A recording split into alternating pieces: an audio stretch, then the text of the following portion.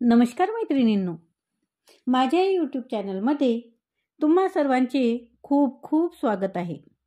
आजच्या व्हिडिओमध्ये आपण ऐकणार आहोत शिव मंदिरात गेल्यावर आधी नंदी महाराजाच्या कानात इच्छा का सांगतात, त्याचं काय शास्त्र आहे ते आपण आज पाहणार आहोत.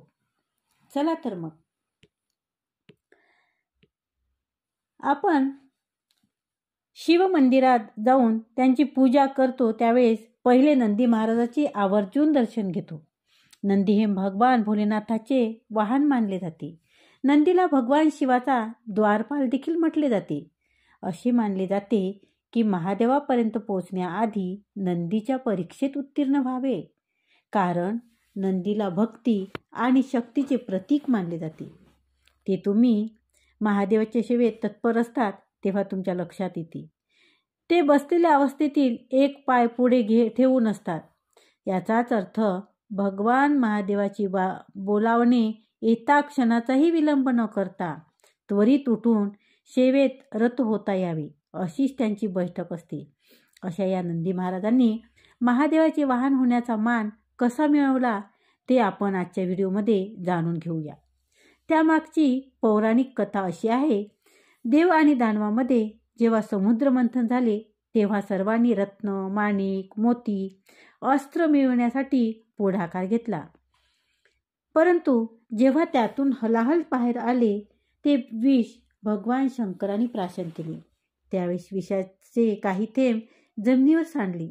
त्यावेळेस नंदीने आपल्या स्वामीप्रमाणे मागचा पुढचा विचार न करता विश्वकल्याणासाठी ते विषाचे थेंब चाटून पोटात घेतले. तो दाह सहन केला. हे भगवान महादेवाला कळले तेव्हा त्यांनी नंदीच्या पाठीवरून हात फिरवत तो दाह शांत केला आणि त्याच्या भक्तीवर प्रसन्न होऊन त्याला प्रिय भक्त अशी उपाधी दिली. नंदीची वाहन म्हणून निवड का करण्यात आली त्याचीही कथा आपण ऐकूया. नंदीचा स्वभाव भोळा, सांगितलेले प्रत्येक काम निमूटपणे करणारा, शिवाय त्याच्याकडे असलेली अपार शक्ती याचा सदुपयोग करण्यासाठी महादेवाने त्याचे वाहन म्हणून निवड केली व सदा सर्वदा आपल्या सानिध्यात ठेवले. शिवशंकराची अपार शक्ती वाहून नेण्याची सामर्थ्य त्यांच्यात असल्यामुळे भगवान शंकर जेथे जातात तेथे नंदीला सोबत नेतात. म्हणून प्रत्येक शिवालयाच्या गाभाऱ्यात शिवलिंग व बाहेर नंदी महाराजाची मूर्ती असते. नंदीच्या कानात सांगितल्याने इच्छापूर्ती होते असे म्हटले जाते. अनेक भाविक आपल्या इच्छापूर्तीसाठी नंदी महाराजाच्या कानात आपली इच्छा प्रकट करतात व ती महादेवाकडून पूर्ण करून घ्यावी अशी प्रार्थना करतात. हा केवळ भक्ताचा भोळा भाव आहे.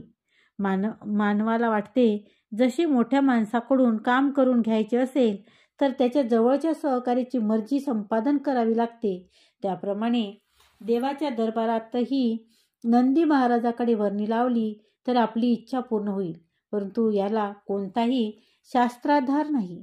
देव केवळ भावाचा वकील आहे. ज्याचा भाव सच्चा आहे त्यालाच देव प्रसन्न होतो.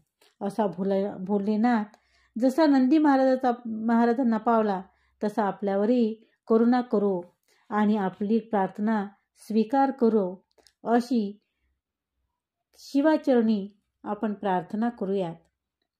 धन्यवाद मैत्रिणींनो. व्हिडिओ जर आवडला असेल तर व्हिडिओला लाईक करा, व्हिडिओ शेअर करा, कमेंट करा आणि चॅनलवर जर नवीन असाल तर चॅनल सबस्क्राईब करा. धन्यवाद मैत्रिणींनो.